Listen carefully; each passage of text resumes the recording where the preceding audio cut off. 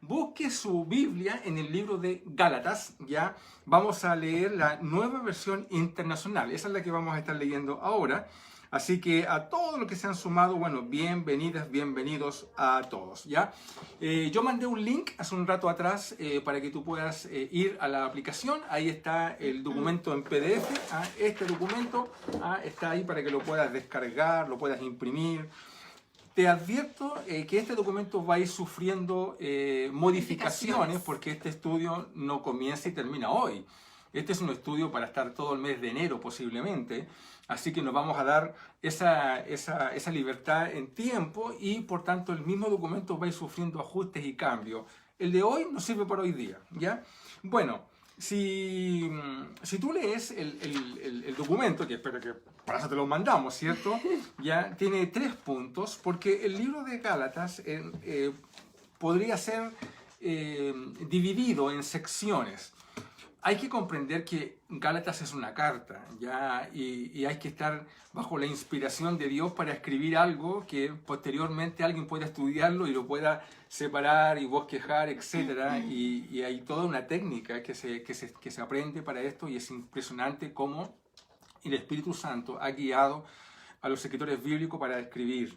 Y la carta de Gálatas podría perfectamente dividirse en 3 secciones, que es el capítulo 1 y 2, luego el capítulo 3 y 4, y adivina, y el capítulo 5 y 6. O sea, no puede ser más completamente, no sé cuál es la palabra, me falta ahí la palabra, ya, pero de una manera muy sistemática puede ser. ¿Estructurada? Muy estructurada, efectivamente, ¿ve? Ahí estoy.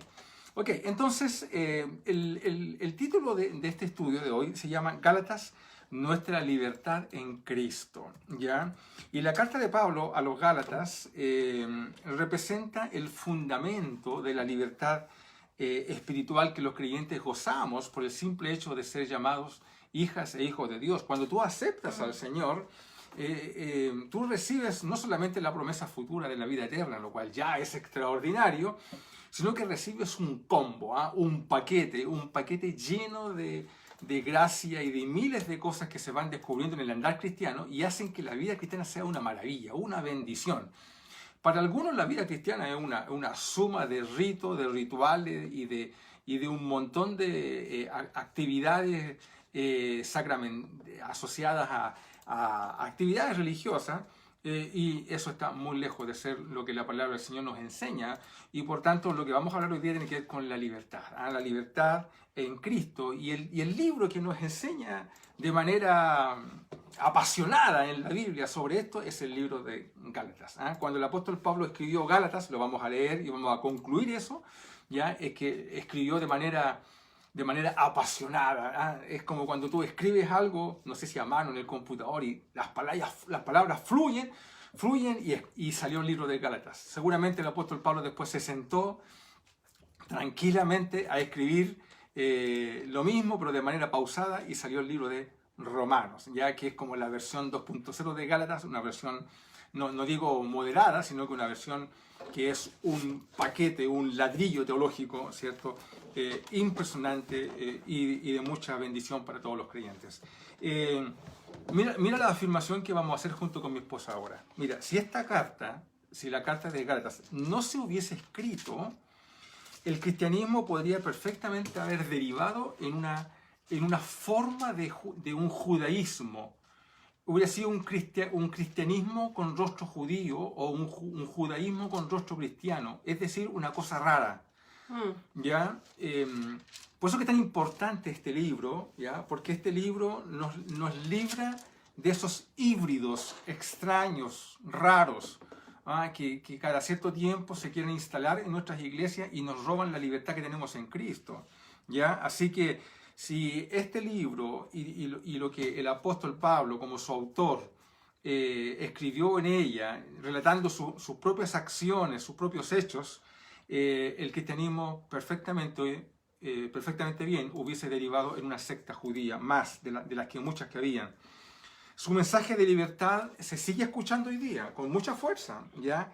Y si tú y yo ignoramos sus enseñanzas, entonces la posibilidad de caer en el error doctrinal es permanente. Y por eso es que es tan importante volver una y otra vez a la palabra del Señor volver una vez a los principios que encontramos en este libro de tan solo 6 capítulos y que cambió tanto, ya, en este caso a través de, por ejemplo, en el tiempo de la Reforma.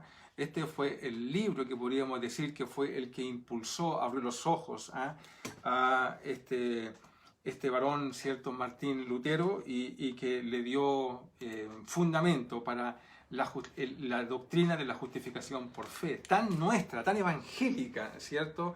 Todos nosotros nos igualamos en esto, que es que la salvación la recibimos por gracia, porque la Biblia dice que no es por obra. Así es. Porque si no, sería dice para gloriarse. Claro, exactamente, y también sería mucho esfuerzo de nosotros mismos, digamos. Claro, nosotros tendríamos que hacer cosas y al final el mérito de la cruz y el regalo que Dios nos da no tendría tanto valor, porque nosotros tendríamos que hacer todo el esfuerzo. A propósito, y espero que los hermanos que participaron del estudio bíblico del día martes, que tuve un estudio bíblico con los hermanos del grupo de Para Compartir, del hermano Francisco y su esposa, hablábamos justamente de esto, ojalá que estén presentes. Bueno, ¿cuál podría ser el resultado de si nosotros hacemos caso omiso de las enseñanzas de este libro? Bueno, todo eso es lo que nos va a decir este estudio. Sí, ¿ya? Este libro es bien... Yo creo que este libro es como bien así, así, ¿cierto? Un dedo en la llaga. Sí, Pablo no se andaba con cosas. No, para nada. Bueno, cuéntame, ¿quiénes están ahí presentes? Ya, mira, hay varios ya que ahora por fin ya aquí puedo mirar en el teléfono, no en el computador, pero aquí en el teléfono hay varios. Así que, qué bien. Sí, los saludamos. Mire, está, bueno, como siempre, el Rafa, la Poli, como siempre, ahí la Poli está ahí también mirándonos. Antonio también, el Toñito, Janet Maldonado. Bueno, el Natanael, Nicolás, como habíamos visto, la Claudita Pérez. Qué bien, Claudita Pérez, la hemos extrañado. Sí, la hemos extrañado y esperamos que esté mejor y que vaya en plena recuperación. Ana María Merino también está. Mariana, bendiciones, Dios te bendiga, Mariana, y también para la casa. Amén. Claudia Pizarro también dice, gracias por esta invitación. Amén, te bendecimos. Sí, Claudia es justamente una de las personas que participó en el estudio bíblico el día martes. Sí, ahí las conocí, a ella y a su hermana. Sí, a su hermana. No sé si tienen más hermanos, pero ese día me presentó a su hermana. Sí, bueno, y así, sí, Oreste también, la Martita. Extraordinario. Porcela, ¿no es cierto? Dios les Oreste me dio hoy día una muy buena noticia. ¿Ah, sí? Sí, una buena noticia después que me había dado una mala. Sí, porque hay una familia que está con temas de COVID que son conocidos, ¿verdad? Claro, exactamente. Sí. Así que, pero bueno, damos gracias, Señor. Continuamos entonces. Te decía que... Rosita Saldaña, aquí la Rosita. ¿Cuál podría ser el resultado, por tanto, si nosotros desoímos las palabras que se enseñan en este libro? Bueno, podríamos ser arrastrados a una forma de esclavitud cristiana. ¿Cómo es eso? Dice uno. Sí, bueno. Mi propia experiencia, la experiencia de mi esposa, te lo puede después decir ella, es que yo creo que todos nosotros estamos permanentemente en tensión con las enseñanzas de este libro. Y hay una tendencia en nosotros a caer en el legalismo. Hay una tendencia... si tú estás libre de esto, gloria a Dios, te felicito. ¿Ya? De verdad. Sí. Yo que me siento una persona, me autocomprendo como una persona que disfruto la libertad cristiana, créeme que hay momentos en los cuales me veo arrastrado, ¿ya? Porque necesito estar refrescando permanentemente estos principios. Y una de las cosas que me encanta de Bethesda, de nuestra iglesia, ¿no? Una de las cosas que me encanta de Bethesda es que yo creo que es una iglesia que disfruta la libertad cristiana. ¿Ya? Así que no seamos arrastrados a esta forma. Bueno, lo vamos a ir. Bueno, sí, eso es como interesante, porque aquí algo pasa también con respecto a eso. Sí, cierto, la iglesia, wow. Tenemos mucho que hablar, hermano. Así que anda a buscar tu cafecito. No, qué café, se hace un calor terrible, pero... tu agüita, tu juguito. Sí, ya. Bueno, yo quiero decirte que estamos con pantalones cortos en este momento, pero eso no se ve en pantalla, ya, así que tranquilo, ya. Bueno, ¿cuál podría ser el resultado? Como te decía, ser arrastrados a una forma de esclavitud cristiana que no guarda ninguna relación con el Evangelio de la fe, de la salvación y de la libertad, que nos da nuestro Señor Jesucristo. La verdad que conocer al Señor debería ser absolutamente liberador. Lo es absolutamente liberador, ¿ya? Pero bueno, entremos a la palabra del Señor y vamos a hacerlo. ¿Cómo va a ser la metodología? La metodología que vamos a ocupar es que vamos a ir leyendo todo. En todo este mes vamos a leer el libro completo. Eso es lo lindo. Así que aquí afrontémonos todo porque vamos a leer todo el libro de Gálatas. No hoy día todo, pero durante el mes de enero, como decía mi esposo. Versículo 1, Pablo. Ya. Pablo, mira, ya, claro, aquí vamos a ir descubriendo cosas de este libro. Partimos, versículo 1, ¿qué dice? Pablo, apóstol, no por investidura ni mediación humanas, sino por Jesucristo y por Dios Padre, que lo levantó de entre los muertos. Amén. Ya la pura entrada, ¿cierto? Nos dice varias cosas que son importantes. Primero, ya que el autor es el apóstol Pablo, Saulo de Tarso. Este libro no es el primer libro que se escribió en el Nuevo Testamento. El primer libro que se escribió en el Nuevo Testamento por allá por el año 45 después de Cristo, es decir, habían pasado algo así como unos 12 años después de la muerte de Jesús. Es el libro de Santiago, escrito justamente por el hermano de Jesús, ¿no? Santiago, Jacobo, y hermano de madre, ¿cierto? No de padre, evidentemente, porque Jesús tuvo varios hermanos, así la Biblia lo dice, y fue escrito también después de Primera y Segunda de Tesalonicenses. Es como el cuarto libro escrito ya por Pablo, es el libro de Gálatas, por allá por el año 56, aproximadamente 57. Los estudiosos sitúan que la ubicación de este libro lo sitúan escribiendo a Pablo desde Macedonia. ¿Te acuerdas cuando el apóstol Pablo fue a Macedonia, donde se constituyeron un montón de iglesias, entre esas las iglesias de Efesios, de Filipenses, etc.? Eso fue en el segundo viaje misionero. Bueno, en ese tiempo el apóstol Pablo, en su primer viaje, pasó por este lugar. En el segundo viaje se fueron constituyendo iglesias, ¿ya? Y por tanto Pablo le escribe no a una iglesia en particular, le escribe a los Gálatas, a los galos. Quizás los galos te parecen, los asocias con los franceses, ¿es así o no? ¿Te asocias a los galos con los franceses? Y efectivamente es así, porque todos estos pueblos, cuando se fueron formando las naciones, antes del Imperio Romano, bueno, ellos luchaban permanentemente con estas naciones que se les querían meter, ¿no? También se querían romanizar. Bueno, ahí se fueron trasladando y finalmente los galos llegaron a lo que hoy día es Grecia, y ahí se instalaron.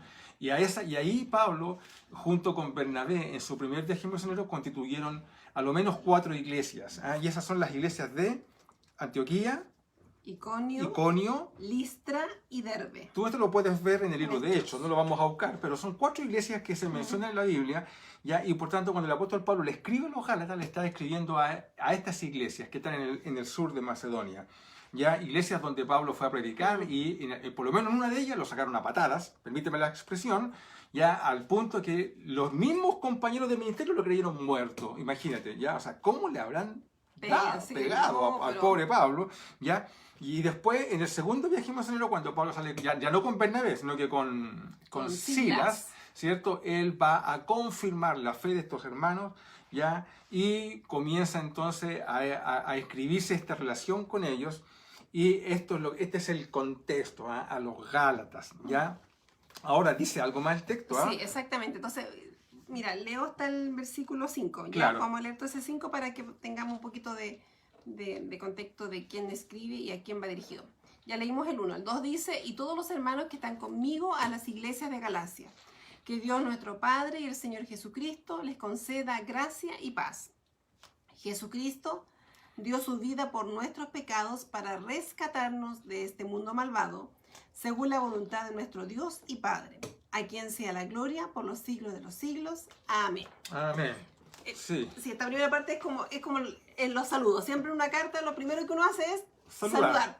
Bueno, hay gente que ni siquiera hace eso, pero por lo menos un saludo, ¿cierto? Por lo menos aquí, ¿no es cierto? Pablo, generalmente su carta tiene un saludo al comienzo, y aquí primero se identifica a él, que es él quien está escribiendo la carta, por ese Pablo, y a quién va dirigida la carta, sí, ¿cierto? A los Gálatas. Ahora, si tú eres un poquito más fino en tu estudio bíblico y te pones a leer las otras cartas de Pablo, primera y segunda de carta a los Corintios, primera y segunda carta a los Tesalonicenses, la carta que le envía a diferentes iglesias, a los Efesios, a los Filipenses, a los Colosenses, ¿qué es lo que vas a encontrar en la carta? Al comienzo, una palabras de bendición para los hermanos. Así es. Por ejemplo, en Filipenses dice: siempre me acuerdo de vosotros en todas mis oraciones desde el primer día que os conocí. ¿Cierto? Entonces, todas las cartas tienen unas palabras de bendición para con la iglesia.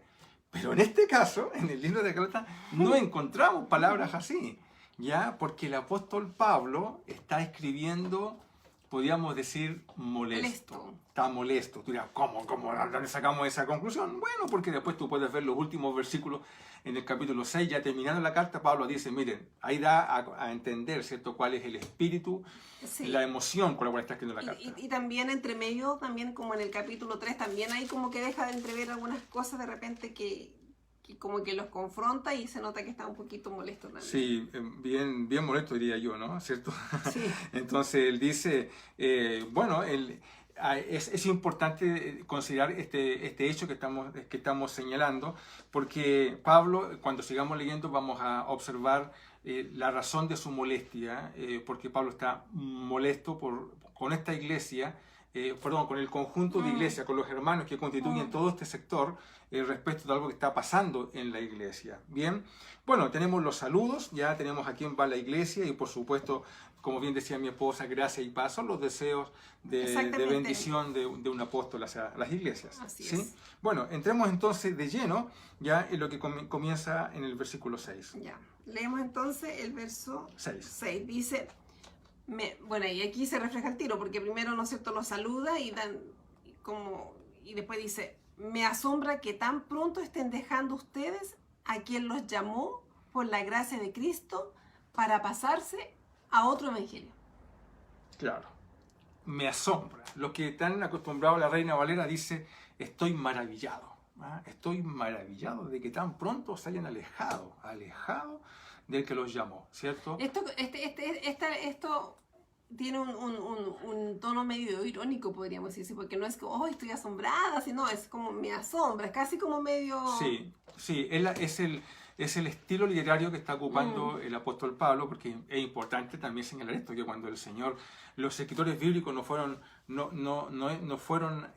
como un dictado, ¿no? Es que el Espíritu Santo le dijo, ya comienza a escribir y yo voy tomando nota. No, el Espíritu Santo dio libertad para que los escritores escribieran a través de un montón de estilos literarios y por supuesto también usando las habilidades de cada uno de ellos. Y eso hace de la Biblia un libro extraordinario, ¿verdad? Porque uno puede rescatar tantas cosas, tanta palabra del Señor de ella. Bueno, acá dice que estoy asombrado. ¿Asombrado de qué? Asombrado de que tan pronto ustedes hayan dejado ya a quien los llamó. El apóstol Pablo pasó por esta iglesia junto con Bernabé, luego con Silas, ¿cierto? Y el apóstol Pablo en este transitar por ella, lo que hizo fue entregarle el evangelio, lo que tú harías, ¿cierto? Con una persona.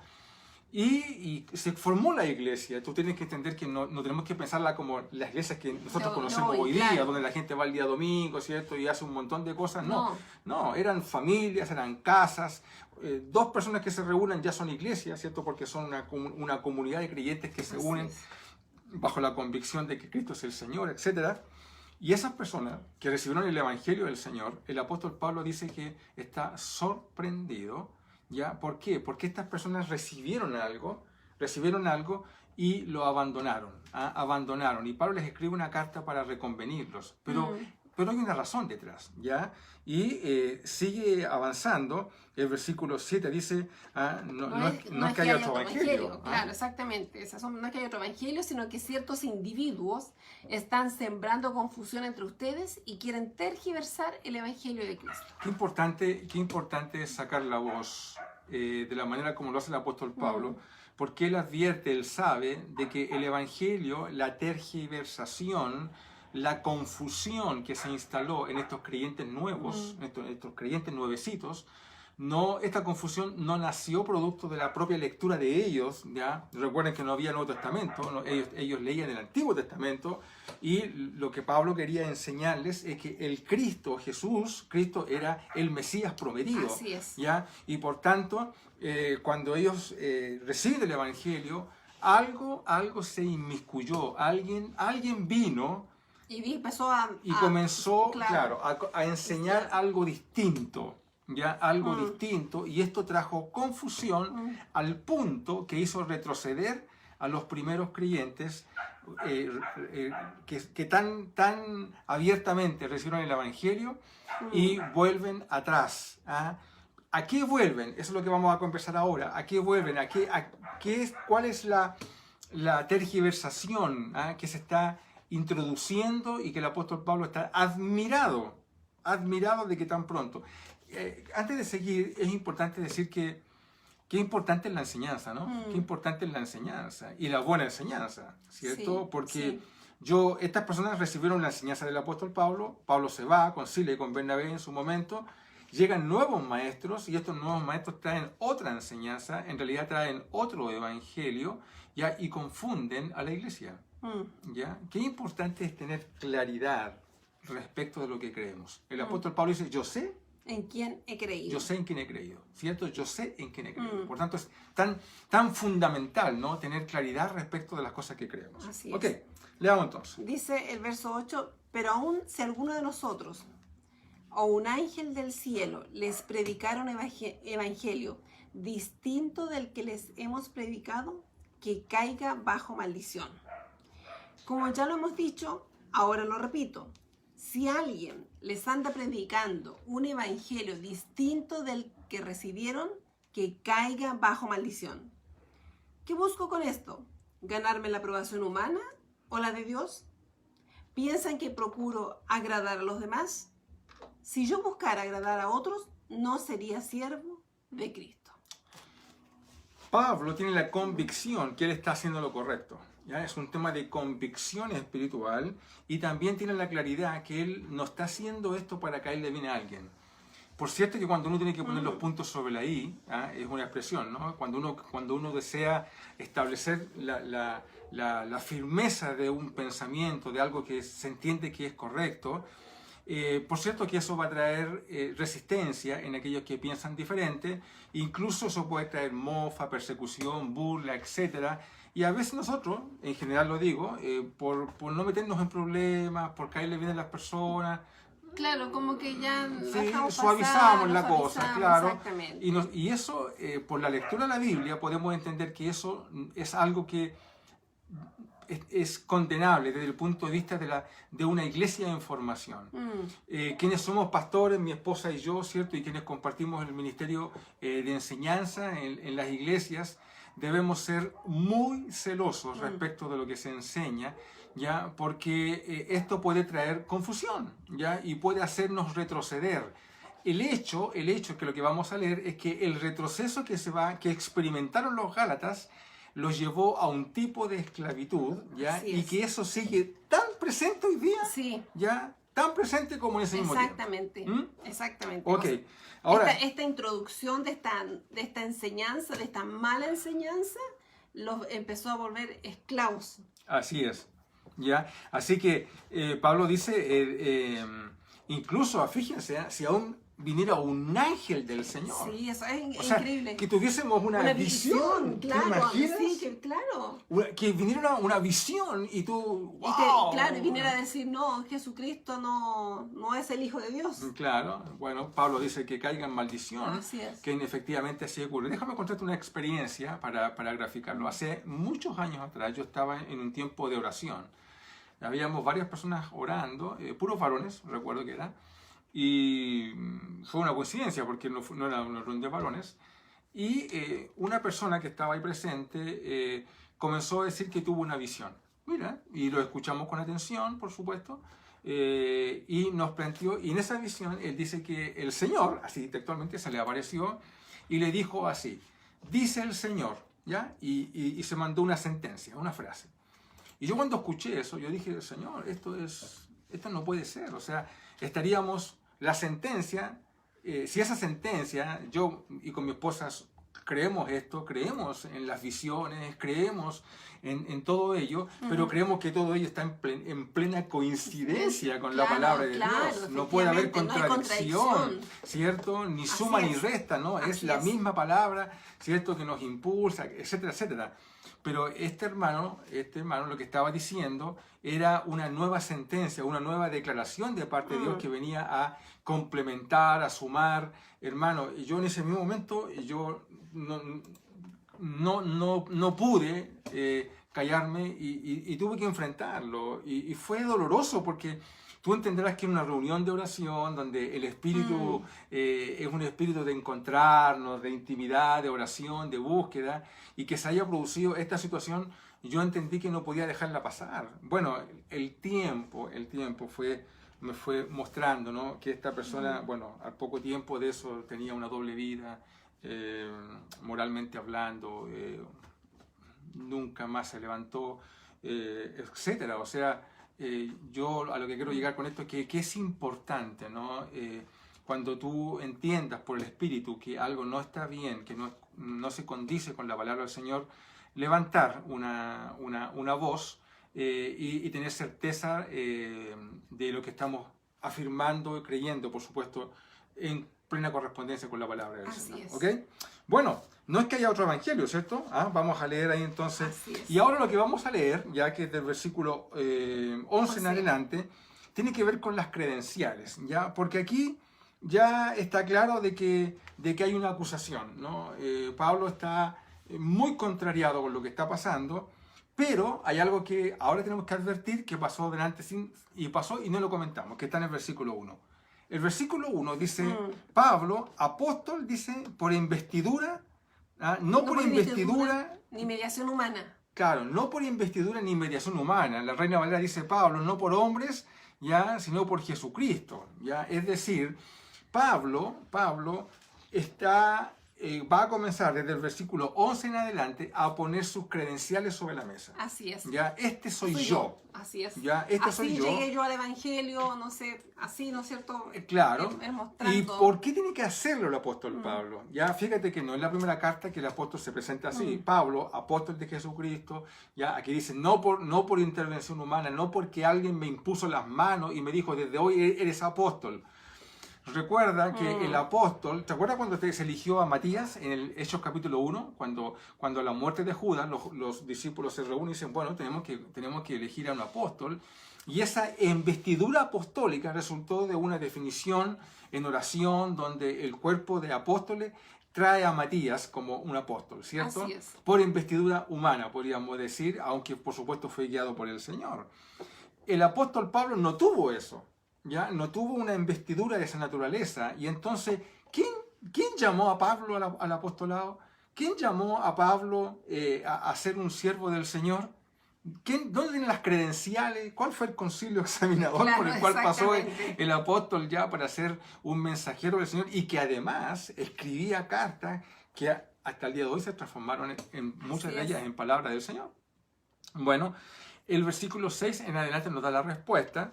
¿Ya? Y vamos a ver que el apóstol Pablo, el versículo 11, tiene que expresar sus credenciales.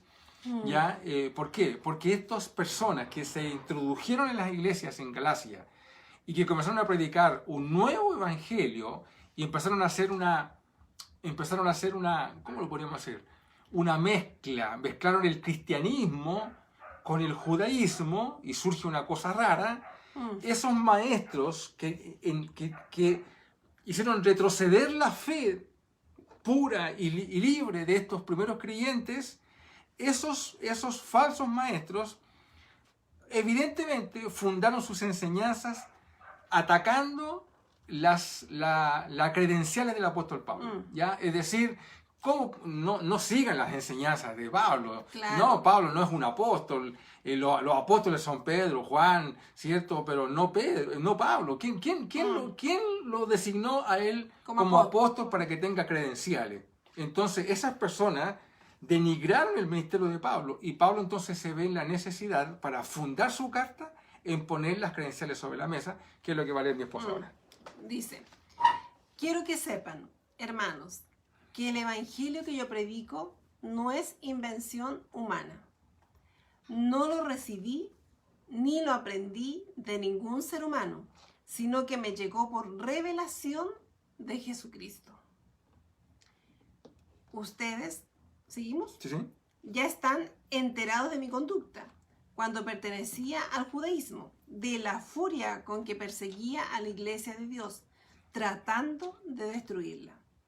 En la práctica del judaísmo, yo aventajaba a muchos de mis contemporáneos en mi celo exagerado por las tradiciones de mis antepasados.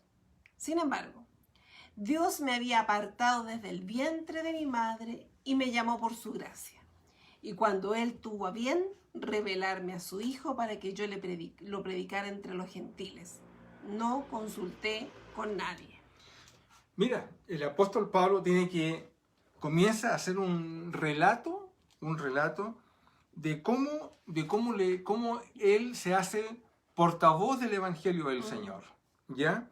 Dice primero que lo que él predica no es por invención humana, no lo aprendió de nadie, no lo recibió de nadie, me refiero de ningún ser humano, ya, o sea, él no fue a la escuela bíblica, no fue a un lugar a encerrarse por años para recibir la instrucción respecto de este evangelio. No la recibió de un maestro humano, ya, sino que él dice en el versículo 12 que la recibió por revelación.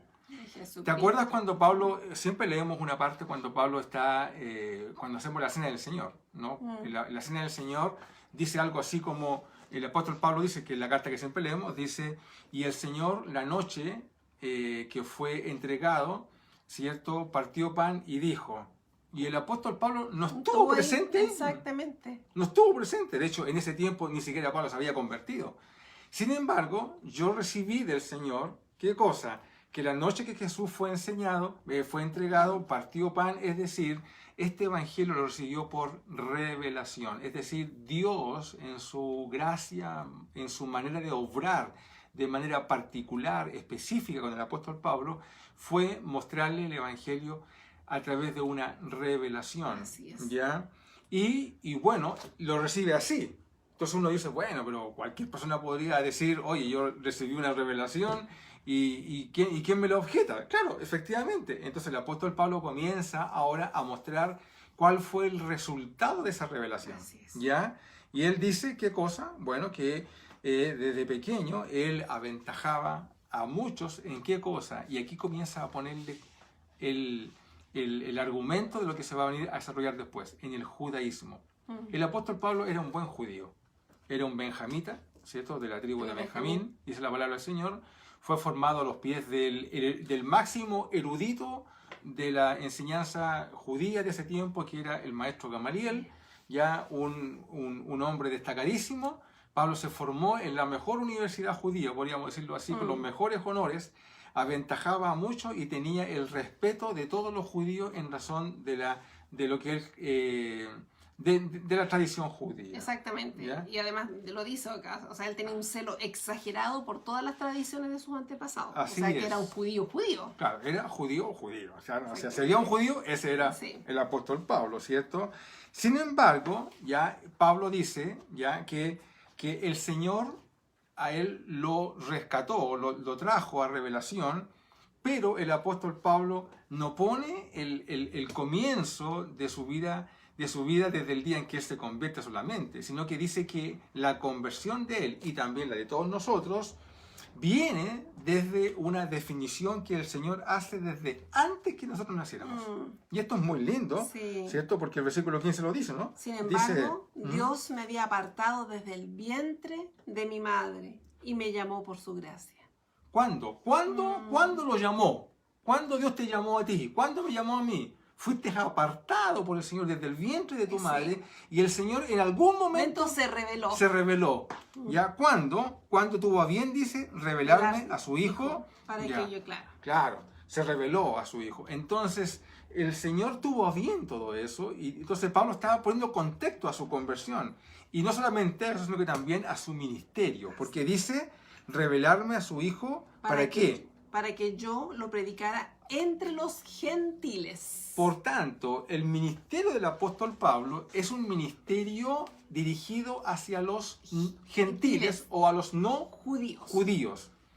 El apóstol Pedro tiene un ministerio apostólico hacia los judíos.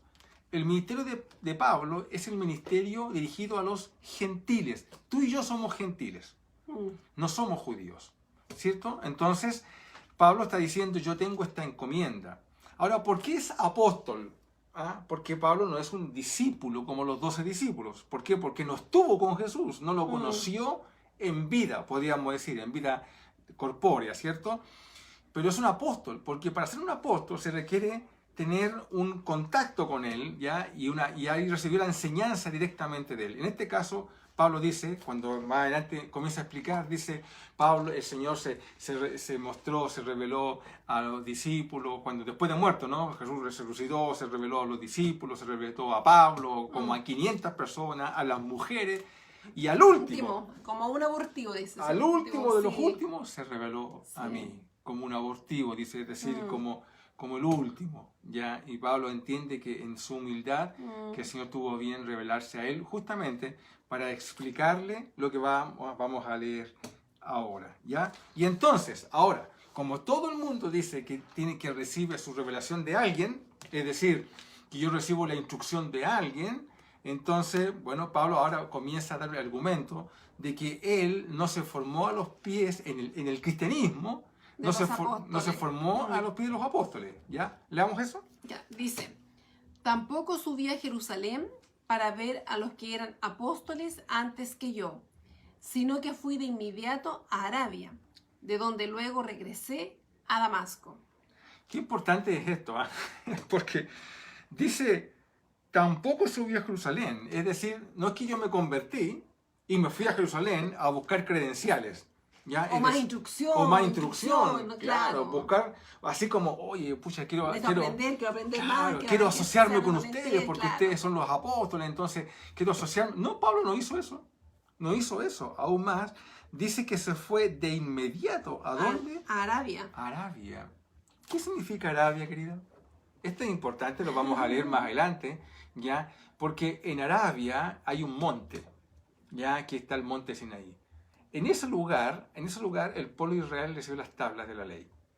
Es decir, el judaísmo, es importante comprender esto, el judaísmo nace de unos 300 años antes de que Jesús viniera, nace como concepción ideológica del pueblo de Israel. Muchos años antes, cuando Moisés sale, ¿cierto?, de Egipto y llegan al monte Sinaí y reciben la ley, ellos reciben la constitución de Israel, ¿ya? La ley, y reciben a partir de eso la instrucción donde se fundamenta todo el antiguo pacto. El apóstol Pablo sale, después de su conversión, va a Arabia, es decir, va al mismo lugar, ¿ya? Donde todo partió, podríamos decirlo así, donde todo arrancó. Y por lo que después él mismo nos explica, podemos entender que el apóstol Pablo va al lugar donde puede comprender de mejor manera cuál es la diferencia entre la ley y la gracia, que es lo que él va a comenzar a explicar y a comprender, a darle sentido, a formar la teología del Evangelio de la libertad, ¿cierto?, espiritual, que se va a ir desarrollando en los próximos versículos. Me acordé de Eliseo. ¿Te acuerdas cuando Elías se siente morir, ¿no?, después de la batalla con los Baales? La Biblia dice que él se cayó en depresión, ¿cierto? ¿Y a dónde fue? Al monte Sinaí, ¿ya? Pareciera que tú y yo necesitamos cada cierto tiempo ir al monte Sinaí, ¿ya? Sí. Ahí donde está el contrapunto, donde está la distancia de donde Dios nos quiere sacar, ¿ya? Donde Dios quiere mostrar la gracia, el Evangelio de la gracia versus la ley. Sí. Por supuesto lo vamos a comprender después más adelante, ¿no? Porque la ley no es mala, la ley nos condujo a Cristo, ¿ya? Gracias a la ley sabemos que pecamos y gracias a la ley se hace necesario la salvación de nuestras almas. Y Pablo lo entiende en este retiro espiritual que necesita y que se autodefine, porque nadie, no fue a los discípulos, no fue Pedro que le dijo, mira Pablo, yo creo que tú deberías ir a un retiro espiritual. No, Dios le dijo, en revelación directa. Exactamente. Sí, qué tremendo, ¿eh? Qué tremendo es esto. Sabes que yo lo veo como aplicándolo en nuestra vida, la importancia que es que nosotros de vez en cuando también tengamos apartarnos en este sentido, y eso no significa que a lo mejor no vamos a ir al monte Sinaí, pero en el lugar, en nuestra casa donde estamos, cuando nos apartamos para volver a ese encuentro donde el Señor se revela en nuestro corazón de quién es Él y de lo que Él significa para nosotros. Sí, qué importante es esto, hermano. Es tan tenemos que dimensionar lo que significa para un judío formado en todas las tradiciones de su pueblo, entender, comprender un evangelio que lo libera de todas esas amarres, de todas esas ataduras, de esos procesos esclavizantes del judaísmo. ¿Cómo romper con eso? Sí. Qué tremendo, hermano. Se requiere un tiempo, de un buen tiempo para Pablo, y por supuesto cuando él vuelve, él viene comprendiendo todo esto y comienza a predicar y claro, produce un choque. Mira, esto es lo mismo cuando nosotros conocemos gente en la iglesia, ¿no? Mira, que personas que se han formado en un evangelio de obras, se han formado en un evangelio de mérito, ¿ah? Donde tienen que buscar agradar a Dios permanentemente, ¿ya? Y sienten permanentemente que no dan el ancho, y que Dios está infinitamente insatisfecho, ¿ya? Y que no sientes alegría por ser un hijo de Dios, aún más, sientes temor. Es como que Dios anda buscando la ocasión para decir, te pillé, ¿cierto? Claro. Pareciera que quiere siempre ponernos el pie encima y andamos como asustados, como asustados. Me acordé cuando yo en mis primeros trabajos, un día estaba trabajando, llegué temprano al trabajo, bueno, siempre llegaba muy temprano, y me estaba comiendo un sándwich. Estaba tomando desayuno, era antes de las 8:30 en todo caso, yo entraba a las 8:30. Y estaba comiendo así, justo llegó un jefe. Y yo puse cara así como de asustado, porque dije, me pillaron comiendo. Bueno, eso mismo siento que a muchos cristianos les pasa, ya que están siempre como a la defensiva, viven atrapados en un sistema que no los deja libres. Y es como de condenación, un sistema que claro. te sientes siempre que está siendo condenado. Y ninguna condenación es para quien está en Cristo Jesús. Pero para llegar a esa conclusión, tú y yo tenemos que sacudirnos de un montón de cuestiones que el libro de Gálatas nos va a enseñar. Ya cuando lleguemos a la parte práctica, porque esta primera parte es la parte teológica, ¿cierto? Vamos a entrar a esa parte más teológica y después llega la parte práctica que diga, por fin, Señor, tengo respuesta a mis preguntas, estas que me atrapan tanto en el día a día de la vida. ¿Ok? Bueno, entonces, ¿qué dice? Dice entonces, ¿no es cierto? Ya vimos que Pablo dice que se fue a Arabia y después regresó a Damasco. Y pasó, mire, harto tiempo después hizo algo. Dice, después de 3 años, o sea, pasaron 3 años, dice, subí a Jerusalén para visitar a Pedro. Y me quedé con él 15 días. O sea, recién después de 3 años, él fue a ver a Pedro. Y se quedó con él 15 días. No vi a ningún otro de los apóstoles. Solo vi a Jacobo, el hermano del Señor. Dios me es testigo que en esto que les escribo no miento. Más tarde fui a las regiones de Siria y Sicilia. Cilicia. Siria y Cilicia. Pero en Judea las iglesias de Cristo no me conocían personalmente. Solo habían oído decir, el que antes nos perseguía, ahora predica la fe que procuraba destruir. Y por causa mía, glorificaban a Dios. ¡Wow! Qué tremendo, ¿no? Bueno, aquí más credenciales. El apóstol Pablo dice, cuando yo subí a Jerusalén después de 3 años, me entrevisté efectivamente con Pedro. ¿Ya? Pedro era, evidentemente, por su temperamento, era un líder natural. Ya dentro de los 12, Pedro destacaba siempre como un líder natural, ¿cierto? Pero el libro de Gálatas y otras porciones de la Biblia nos dejan entrever que el pastor de la iglesia en Jerusalén no era Pedro, sino que era Jacobo, ¿ya? O Santiago, ¿ya? Es el mismo origen, cuando lees Santiago lees Jacobo, ¿ya? Entonces, hice entrevista con Jacobo. ¿Por qué con Jacobo? ¿Cierto? Bueno, y mira qué lindo es esto, sí. Porque este Jacobo no creía en Jesús al comienzo, como todos.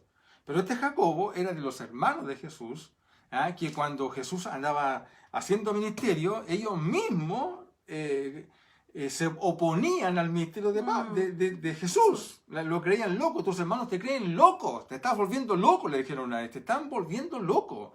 ¿Ya? Y míralo ahora. Sí, te digo, qué lindo, ¿no? Sí. Que cómo Ay, me uno, emociona a mí. cómo uno puede influir en la vida de su propia familia, ¿ya? Para bien. ¿Ya? Una de las cosas, y aprovecho de decirlo públicamente, ¿ya? Porque me bendice mucho, que como pastor pueda tener en la iglesia a la familia más cercana. Qué lindo poder tener en la iglesia como hermanos de ministerio, como compañeros de ministerio, a mis hermanos. Mi esposa es hija única, así que no tiene hermanos, pero estamos ahí y qué bendición, ¿cierto? Que estén con nosotros. Les bendecimos, de verdad. Y qué lindo aquí tener a Jacobo, que como una persona que luego de que Jesús resucitó, yo digo, se convirtió al Señor. Mira que él que tuvo la bendición de conocerlo en el día a día de la vida, cuando Jesús estaba, me imagino, ahí haciendo muebles como carpintero, porque esa era su profesión, ¿cierto? Su oficio. Qué lindo es poder afirmar ¿cómo lo puedo decir? Mira, esto es muy importante, quiero ser muy claro en esto, porque si alguien nos conoce son nuestras familias, ¿cierto? Quien mejor me conoce a mí está aquí. Ella sabe si yo estoy aquí hablando puras leceras, puras mentiras, porque no se condice mi vida con lo que digo que soy. Ella es, ¿cierto?, esa persona, y viceversa. Y también los hermanos, ¿va? Mis hermanos me conocieron desde antes que era pastor, y por eso es que saben que Dios tuvo mucha misericordia conmigo, ¿cierto? Dios hizo mucha misericordia conmigo, pero también yo conozco la vida de ellos, ¿ya? Y mira lo que voy a decir. Santiago, Jacobo, conocía la vida de Jesús. Así es. La conocía desde antes, desde antes que se bautizara, es decir, desde antes ya que Jesús... cuando eran niños. Cuando crecían. Claro. Y que él, Jacobo, ahora ya pastor de la iglesia, plena convicción de que Jesucristo es el Cristo, el Hijo del Dios viviente, su propia familia llegó a reconocer que Jesucristo no era un tipo especial solamente, no era un iluminado, no, era el Cristo, el Hijo del Dios, encarnado. Su hermano da testimonio de eso. Para mí esta es una más de las razones que como creyentes podemos decir que Jesús es el Cristo. ¿Ya? No solamente porque lo creo, no, porque la evidencia histórica, mira, esta es una evidencia histórica que me dice lo que estoy afirmando. Qué tremendo, ¿no? Bueno, dice que se entrevista con él, ¿ya? Y bueno, las iglesias no podían creer. ¿No? Al escucharlo, ¿qué tiene que haber sido increíble eso? Yo creo que cuando lo escuchan hablar, tiene que haber sido muy increíble porque efectivamente lo que decía él, que lo único que antes escuchaban de Pablo era que era un perseguidor. Claro, y mira lo que decían, qué lindo, porque el versículo 23 dice, el que antes nos perseguía, ahora predica la fe que procuraba destruir. Es decir, el testimonio de Pablo, siendo Saulo de Tarso, era un hombre de tan profunda convicción en su antigua creencia, que él, creyéndose un buen judío, no se daba cuenta en su ignorancia, en su ceguera espiritual, que estaba luchando contra Dios. Así es. Jesús le dijo, Saulo, Saulo, ¿por qué me persigues? ¿Por qué me persigues, Pablo? ¿Por qué me persigues? Pablo, en su celo, luchaba contra Dios. Así es. Increíble, porque él pensando que lo que estaba haciendo era lo correcto. Era un hombre piadoso, pero piadoso equivocado. ¿Cuánta gente hay así, mi amorcito? No, nosotros mismos, mi amor. Claro, y su celo hacia sus tradiciones lo llevó a perseguir a cristianos, ¿no es cierto?, iglesia, y pensando que lo estaba haciendo bien. ¿Te acuerdas cuando el primer mártir de la iglesia se llama Esteban? Creo que el capítulo 7 de Hechos.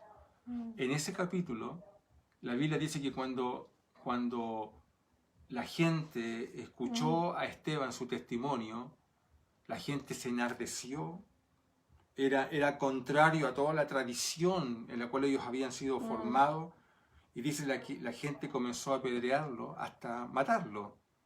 Y la Biblia dice, el libro de Hechos, da cuenta de que había una persona ahí que consentía en la muerte de Esteban y que de estaba Esteban, ahí. y estaba presente Estaba ahí. ahí. ¿Sabes quién era? Saulo de Tarso. Pablo. Pablo consintió en la muerte de Esteban. No sé si tiró una piedra o no.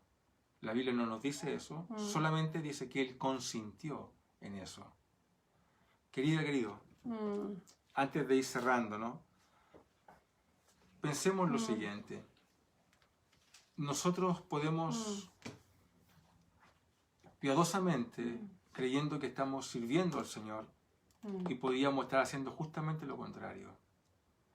¿Por qué? Porque nuestros celos, nuestras tradiciones nos tienen amarrados, nos tienen cegados, tenemos la mente embotada y está moldeada para seguir una manera predeterminada de pensar. Y nosotros podríamos estar superponiendo la tradición al Evangelio de Dios. Y sin darnos cuenta, podríamos estar quizás luchando contra Dios. Qué tremendo. No estamos planteando esto desde la denuncia, porque delante del Señor puedo afirmar que lo he hecho. En mi pasado, como Pablo, cuando él mismo después dice, él mismo dice que para su vergüenza él perseguía a los hijos del Señor. A lo mejor nosotros no era textual de ir a perseguirlo como para encarcelarlo o matar a alguien como era en ese tiempo. Pero a lo mejor nuestras palabras, nuestros pensamientos de lo que nosotros decíamos, yo misma, de cosas que veía. Claro, y nosotros sin darnos cuenta, creyendo que lo hacíamos bien, lo hacíamos mal. ¿Por qué? Porque hay algo que es muy fuerte, que es la tradición en la cual hemos sido formados. Qué difícil, ¿no? Sabes que en la iglesia, en nuestra iglesia, tenemos, nos dimos cuenta, un día haciendo una lectura, así como aprendíamos el domingo pasado en el sermón, una lectura espiritual, nos dimos cuenta que a nuestra iglesia llegaban personas de diferentes formaciones teológicas, carismáticos, fundamentalistas, conservadores, etcétera, católicos, en fin, de todo, y llegaban a nuestra iglesia y entendíamos que esas personas, cuando conversábamos con ellas, observábamos lo difícil que es que el Evangelio de Dios pueda abrirse camino, ¿ya?, en un mundo que está predeterminado de una manera que esclaviza la mente. Por supuesto que la Biblia, dice en el libro de Hebreos, que la Biblia es como una espada de doble filo que penetra hasta lo profundo. Por tanto, no hay ni un corazón, por duro que sea, que no pueda ser partido, ¿cierto?, por la palabra del Señor hasta lo profundo. Pero eso es la palabra de Dios, no somos nosotros. Nosotros podríamos estar, nos llegamos a poner verde, rojo, tratando de darle argumento a una persona, pero esto viene por el Señor. El Señor es quien hace eso. ¿Por qué? ¿Por qué? Porque es imposible que el apóstol Pablo se haya hecho cristiano si no es por la intervención de la revelación directa de Dios. Él es el ejemplo. El cambio radical que tuvo, o sea, fue... un día era una persona y al día siguiente era otra persona. Era otra persona. ¿Cómo se hace eso? Aquí no hubo en Pablo un proceso que fue pasando meses, años para llegar aquí. No, fue muy drástico el cambio. Y eso viene, por supuesto, tuvo un retiro, lo que leíamos. Me imagino cuánto habrá orado, cuánto habrá llorado Pablo diciendo, quizás se lamentó ahí pidiéndole perdón porque yo consentí en la muerte de Esteban y tantas otras cosas que tienen que haber pasado en su vida. Ahí en el monte Sinaí. Sí. Entonces, ¿cuántas cosas? Bueno, exactamente. Queremos terminar diciéndote lo siguiente. Qué importante es retirarse. Y sería bueno que a través de pasearnos por el capítulo 1 de este libro, tú y yo podamos reflexionar en nuestra conversión. Si está firme, cuánto de las formas, de las tradiciones, de cuánto de eso no hemos sacudido, cuánto de eso aún nos sigue cegando. ¿Eres libre? ¿Eres verdaderamente libre? La Biblia dice, y conoceréis la verdad. Y la verdad Te hará libre. nos hará ¿Eres libre. libre? ¿Eres libre de la culpa? ¿Eres libre de la condenación? ¿Qué tanto puedes hacer sin tener un cargo, una mancha de culpa?